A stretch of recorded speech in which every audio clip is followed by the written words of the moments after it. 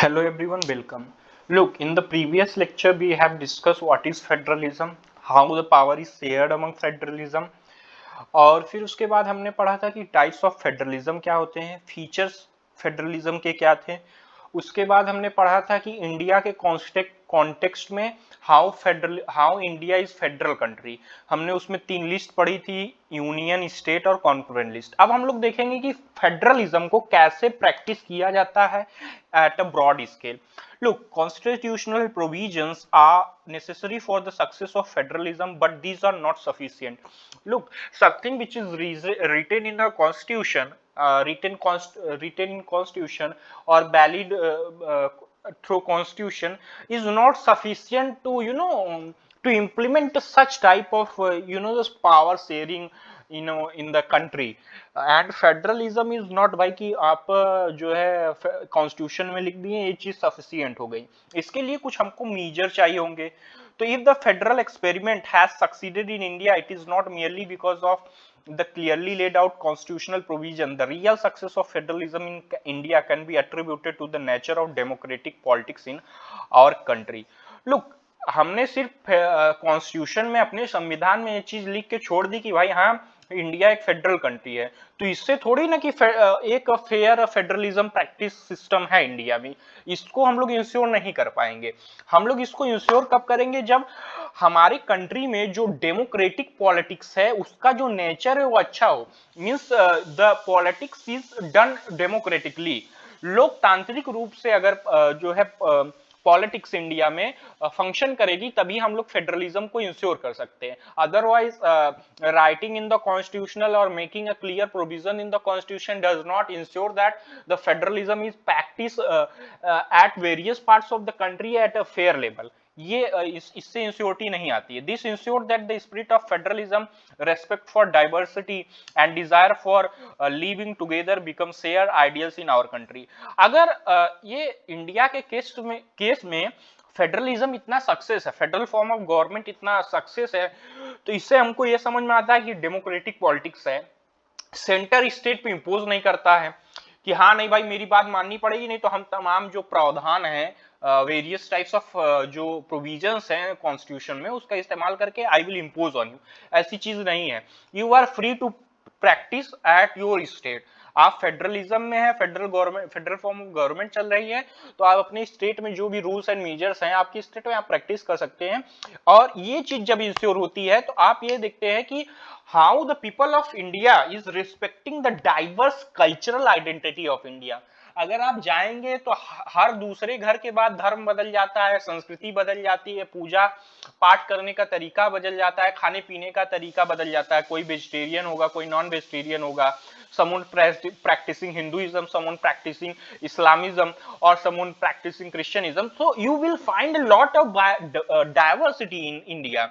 So if the federalism is functioning at a very fair level or a very good level India में, तो इसका ये है कि भाई इंडिया में एक डेमोक्रेटिक पॉलिटिक्स जो नेचर है पॉलिटिक्स का वो डेमोक्रेटिक है totally, and people were here respecting the tradition and culture of one and another. Linguistic state, and what is linguistic state? Linguistic state means कोई भी एक स्टेट है जो भाषा के आधार पर पहचाना जाता है, उसको हम लोग क्या कहेंगे? Linguistic state. A state which is recognised by its own language is known as the linguistic state.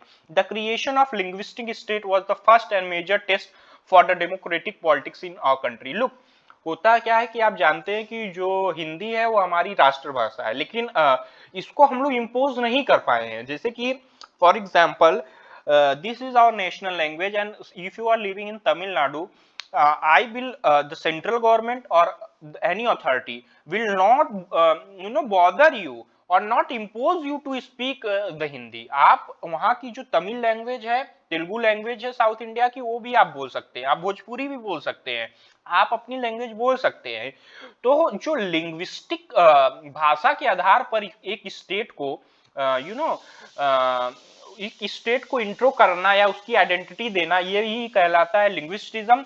And the state which is recognised on the basis of language is known as linguistic state. If you look at the political map of India when it began its journey as democracy in 1947 and that of 2019, you will be surprised by the extent of changes Many old states have vanished and many new states have been created. Areas, boundaries and names of states have been changed.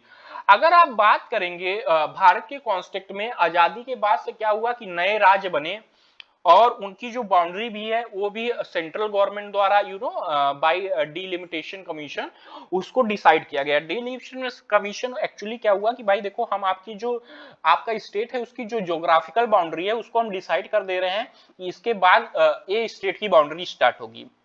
And if you recognise on the basis of language you are known to. भाई देखो जैसे तमिलनाडु के क्या लोग हैं, तमिल भाषी हैं।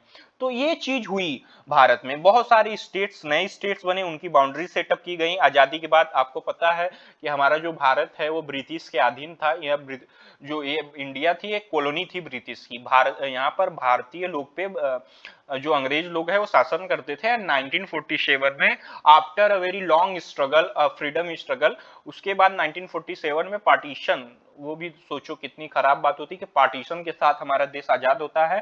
काफी कुछ हमारा देश झेला है, उसके बाद एक स्वतंत्र राष्ट्र के रूप में उभर रहा है और आज के समय में भारत की उपलब्धियां और भारत का लोहा विश्व मान रहा है। India is emerging as the power at the world level. In 1947, the boundaries of several old states of India were changed in order to create new state. 1947 में होता क्या कि जो बाउंड्रीज थी सेवरल स्टेट्स की इंडिया में, there are many states in India, तो उनकी बाउंड्रीज में चेंजेस किए गए नए स्टेट्स को बनाने के लिए। This was done to ensure that people who spoke some language lived in the same state.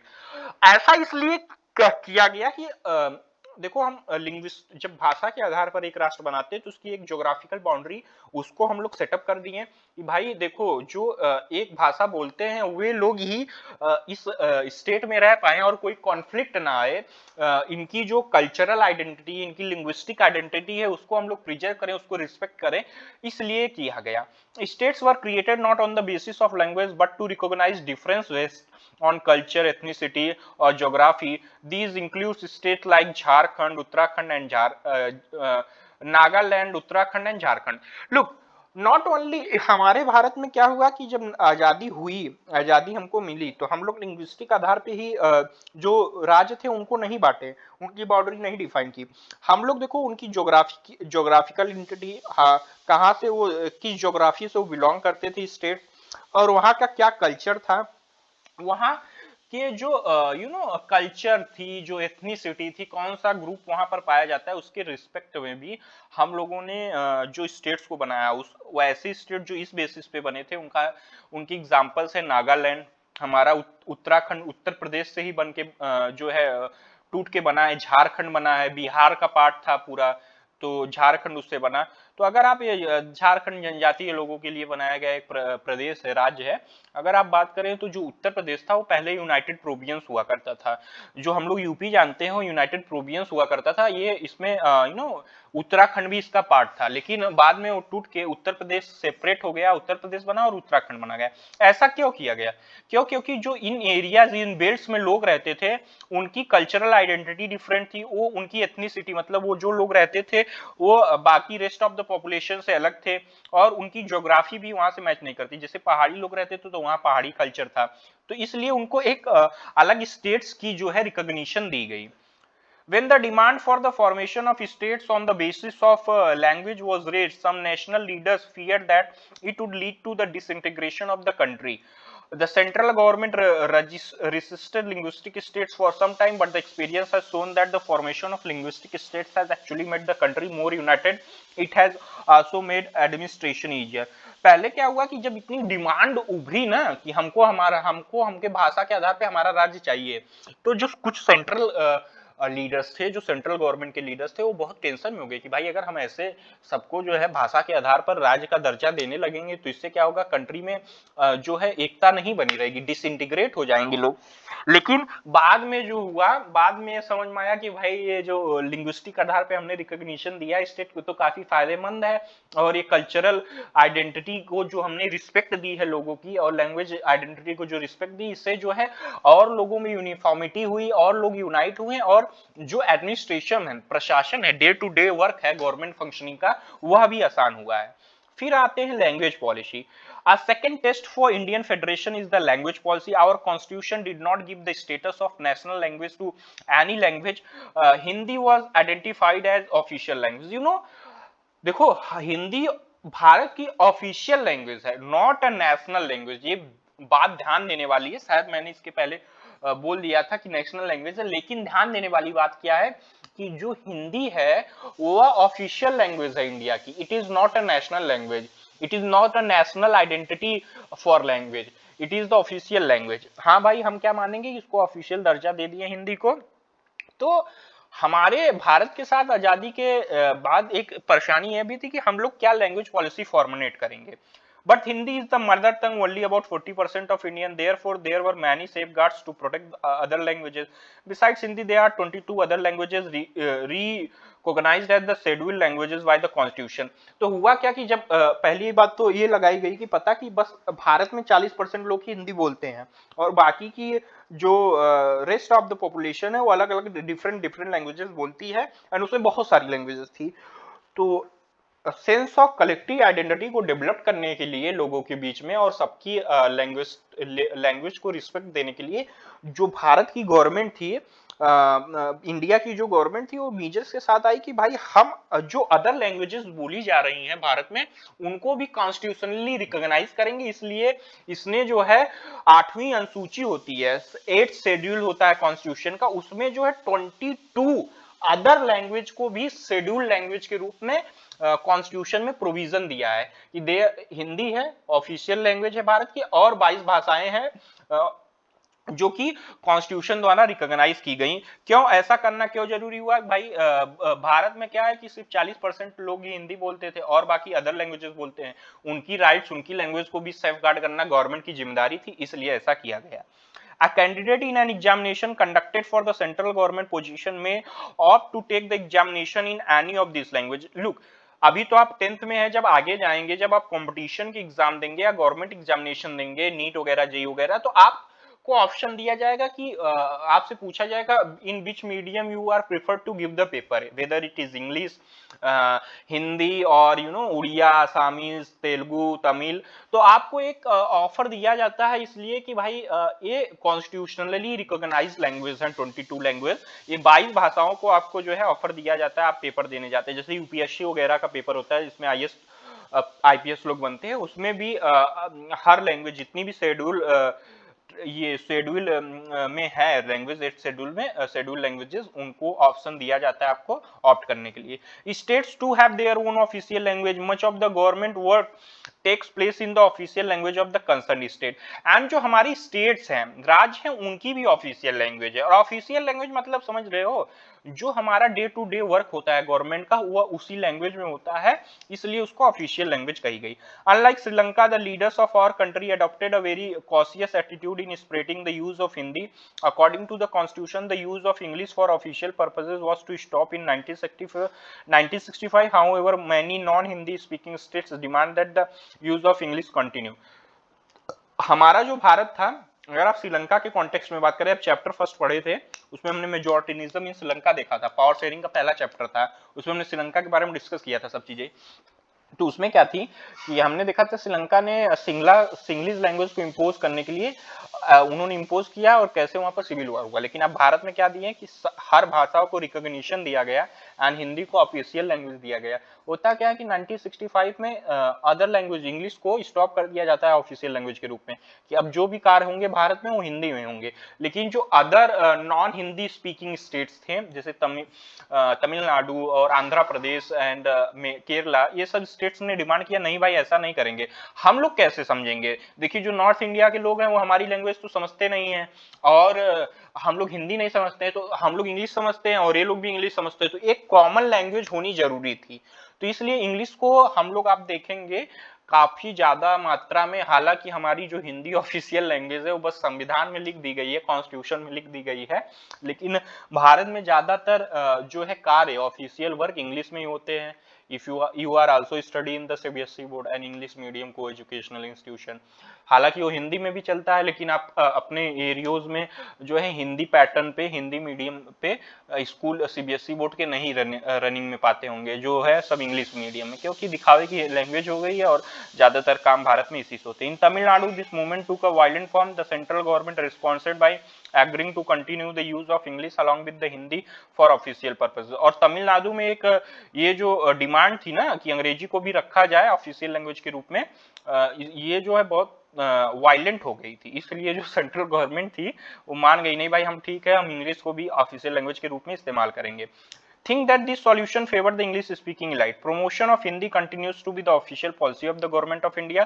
और हिंदी का प्रमोशन, भारत की जो हिंदी भाषा है, ऑफिशियल भाषा है, उसका प्रमोशन करना ये मेन पॉलिसी रहती है। जो भी गवर्नमेंट बनती है इंडिया की, जो सेंट्रल गवर्नमेंट बनती है, उसकी एक पॉलिसी रहती है। Promotion does not mean that the central government can impose Hindi और state where people speak a different language. The flexibility shown by Indian political leaders help our country avoid the kind of situation that Sri Lanka finds itself in. Look, अब उनकी जो policy तो है कि हिंदी को promote करना, लेकिन इसका मतलब ये नहीं कि वो आप पे इम्पोज कर देंगे। For example, you are living in Tamil Nadu, you are speaking Tamil Nadu and English, it is mandatory in the constitution that Hindi is our official language, but the central government की पॉलिसी है कि हिंदी को प्रमोट करेगा, लेकिन आप पे इम्पोज थोप नहीं सकता है। इसलिए देखिए, आप देख पा रहे हैं कि कितनी फ्लेक्सिबिलिटी है हमारे जो गवर्नमेंट की डिसीजन है। इसलिए श्रीलंका के केस में जो हुआ, सिविल वार हुआ, यहाँ पर ऐसी कुछ सिचुएशन नहीं हुई, ना कुछ उपद्रव हुए, तो काफी फ्लेक्सिबिलिटी के साथ गवर्नमेंट ने डील किया इस इशू को। अब सेंटर स्टेट रिलेशन क्या होता है? Structuring the center state relation in one more way in which federalism has been strengthened in practice. How the constitutional arrangements for sharing power work in reality depends on large extent to how the ruling parties and leaders follow these arrangements. For a long time the same party ruled both at the center and in most of the state. This means that the state government did not exercise their right as an autonomous federal units. As and when the ruling party at the state level was different, the parties that rule at the center tried to undermine the power of the states. In those days, the central government would often misuse the constitution to dismiss the states government that were controlled by rival parties. These undermined the spirit of federalism. अभी देखो, आप India के context में आप बात करेंगे कि आजादी के 70 साल के बाद से जो कांग्रेस थी, इंडियन नेशनल कांग्रेस थी, उसका जो है बहुत से सेंट्रल गवर्नमेंट भी थी, सेंट्रल में उसके भी पीएम थे, और बहुत सारी स्टेट्स में भी जो है उसकी गवर्नमेंट थी। अब ऐसा बीजेपी के साथ है, बीजेपी सेंटर में है और ये बहुत सारी स्टेट्स में भी उसकी पावर है। तो ऐसा क्या होता है कि जब भाई देखो, जब एक पार्टी का जो है सेंटर में भी रूल रहता है और स्टेट्स में भी रूल होता है, तो जो स्टेट्स गवर्नमेंट रहता है वो बहुत फेडरल स्ट्रक्चर में परफॉर्म नहीं कर पाता है। जैसे फॉर एग्जांपल अगर आप इंडिया के केस में करें, तो आप देखेंगे कि बीजेपी जो है वो पावर में है सेंट्रल गवर्नमेंट में, और स्टेट गवर्नमेंट में हमारे जो उत्तर प्रदेश की बात करें तो बीजेपी ही पावर में है। तो आप देखेंगे कि काफी पॉलिसीज जो रहती हैं उत्तर प्रदेश गवर्नमेंट की, यूपी गवर्नमेंट की, वह सेंट्रली डोमिनेटेड रहती हैं, ऐसा आपको देखने को मिलता है। तो ऐसा हो जाता है। और फिर एक केस और हो जाता है, फॉर एग्जाम्पल जो सेंट्रल गवर्नमेंट है वो काफी मेजोरिटी में है सेंट्रल लेवल पे, और अदर स्टेट्स फॉर एग्जांपल जैसे वेस्ट बंगाल या अदर स्टेट्स हैं, तो उसमें जो है गवर्नमेंट क्या है कि दूसरी गवर्नमेंट है। तो बहुत पहले के केस में, अभी तो ऐसा नहीं होता है, पहले के केस में जब कांग्रेस वगैरह का रूल था तो ऐसा होता था कि भाई जो सेंटर था वो इम्पोज करता था स्टेट्स पे कि देखिए मेरी बात मानिए, नहीं तो हम they are fundamental emergency measures in the constitution, president rule लगा देना या वहां की असेंबलीज को भंग कर देना, जो विधायक एमपीज हैं उनको तोड़ देना, तो ये सब सिस्टम होता था। अभी भी देखते हो कि पार्टी बदलुआ सिस्टम होता है, विधायक तोड़े जाते हैं, दूसरी सरकार बन जाती है। All this changed significantly after 19. This period saw the rise of regional political parties in many states of the country. This was also the beginning of the coalition government at the center. Since no single party got a clear majority in the Lok Sabha, the major national party had to enter into an alliance with many parties, including several regional parties, to form government at the center. लेकिन ये सब चीजें जो है 90s तक सीमित थी। After 1990s हुआ क्या कि बहुत सारी स्टेट्स में रीजनल पार्टी उभरी। जैसे आप उत्तर प्रदेश के कॉन्टेक्स्ट में बात करो तो यहाँ बहुजन समाज पार्टी, बीएसपी, मायावती वाली पार्टी है, फिर सपा है, अखिलेश यादव वाली पार्टी है, फिर बीजेपी भी है, कांग्रेस भी है। तो इनके उभरने से क्या हुआ कि जो सेंट्रल का डोमिनेंस होता है या एक पार्टी का डोमिनेंस होता है वो कम हुआ। फिर उसके बाद एक और सिस्टम आया कोलिशन गवर्नमेंट का। कॉन्स्टिट्यूशन में प्रोविजन था कोलिशन गवर्नमेंट का। होता क्या, कोलिशन गवर्नमेंट क्या होती है, for example in Lok Sabha you are contesting election from BJP, BJP के इतने कैंडिडेट खड़े हुए हैं, कांग्रेस के इतने कैंडिडेट खड़े हुए हैं और अदर टाइप के जो है कैंडिडेट खड़े हुए हैं।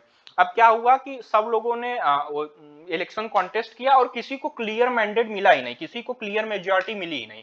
तो अब क्या कहेगा भाई, बीजेपी वाला कहेगा देखिए सपा अखिलेश जी आप आइए साथ में मिल जाइए और पार्टी बनाते हैं, जो है सरकार बनाते हैं। तो इसको कहते हैं, देखो कोलेशन गवर्नमेंट, ध्यान देने वाली बात है, ये आफ्टर द इलेक्शन होता है। और जो अलायंस होता है, जो अलायंस होता है, जैसे फॉर एग्जांपल अभी पीडीए अलायंस हुआ था, इंडिया अलायंस हुआ था, इंडिया अलायंस कांग्रेस का जो लोकसभा इलेक्शन था, और एक तरफ एनडीए अलायंस था, national democratic alliance and India alliance. तो अलायंस जो होता है वो पहले से हो जाता है, बिफोर द इलेक्शन होता है, और कोलिशन जो होता है आफ्टर द इलेक्शन होता है। देखो भाई किसी क्लियर मैंडेट नहीं बोला, हम लोग डिसाइड कर लेते हैं कि आपके इतने मंत्री हो जाएंगे, चलिए हम लोग सरकार बना लेते हैं। लेकिन जो अलायंस होता है वो बिफोर द इलेक्शन होता है और कोलिशन आफ्टर द इलेक्शन होता है। अलायंस में पहले से हम लोग डिसाइड कर देखिए सब लोग पार्टी इतने इतने मिल गए, इस स्टेट में हम लड़ेंगे, इस स्टेट में आप लड़ेंगे, इस स्टेट में आप लड़ेंगे, ये सीट पे हम लड़ेंगे, ये सीट पे हम लड़ेंगे। लेकिन कोलिशन में लोग अलग अलग लड़ते हैं, लेकिन किसी को अगर क्लियर मैंडेट नहीं मिलता है तो आफ्टर द इलेक्शन लोग साथ में मिलते हैं और डिसाइड करते हैं चलिए भाई हम लोग सरकार बनाते हैं एक दूसरे को सपोर्ट करके। This led to new culture of power sharing and respect for the autonomy of state government. This change was supposed by major judgments of the Supreme Court that made it difficult to central government to dismiss states government in arbitrary manner.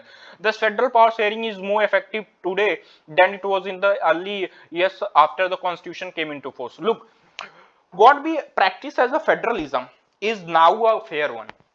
लेकिन जब संविधान बना था और देश आजाद हुआ था उसके बाद की जो कुछ जो पिक्चर्स थी, जो इंप्रेशंस थे, वो फेडरल फॉर्म ऑफ गवर्नमेंट को इतना सपोर्ट नहीं करते थे। सेंट्रल जो गवर्नमेंट थी वो स्टेट गवर्नमेंट पे काफी हावी थी, उसका प्रभाव जो था वो स्टेट गवर्नमेंट में था। लेकिन बाद में क्या हुआ कि जैसे रीजनल पार्टी हुई, कोलिशन फॉर्म ऑफ गवर्नमेंट बनने लगा, और सुप्रीम कोर्ट ने भी काफी बार फटकार लगाई सेंट्रल गवर्नमेंट को भी, देखिए भाई आप ऐसा नहीं कर सकते हैं, आप स्टेट गवर्नमेंट को जो है स्टेट में डिसमिस नहीं कर सकते हैं। फेडरल फॉर्म ऑफ, ये संविधान के मूल ढांचे का जो है आप कह सकते हैं दुरुपयोग कर रहे हैं, उसकी जो है अवहेलना कर रहे हैं। You are not respecting the fundamental structure of the constitution. So ये चीजें रुकी। लेकिन आजादी के कुछ समय बाद जब कॉन्स्टिट्यूशन बना था, 26 जनवरी 1950 को हमारा कॉन्स्टिट्यूशन फोर्स में आया था, मतलब पूरे इंडिया भर में लागू हुआ था, और 26 नवंबर 1949 को इनेक्ट किया गया था, अडॉप्ट किया गया था और इनेक्ट किया गया था कि हम लोग भारत के संविधान के प्रति अक्षुण्ण रहेंगे, ऐसा हम लोग अडॉप्ट करते हैं, जो कॉन्स्टिट्यूएंट असेंबली थी अडॉप्ट की थी। एंड 26 जनवरी 1915 को, जिस दिन हम लोग रिपब्लिक डे मनाते हैं 26 जनवरी को, उस दिन कॉन्स्टिट्यूशन जो है पूरे ऑल ओवर इंडिया इंपोज किया गया था।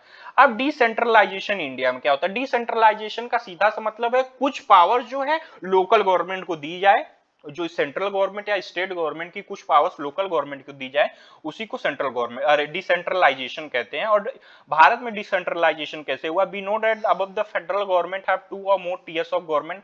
We have so far discussed the 2 tiers of government in our country, but a vast country like India cannot be run only through these 2 tiers. States in India are as large as independent countries of Europe.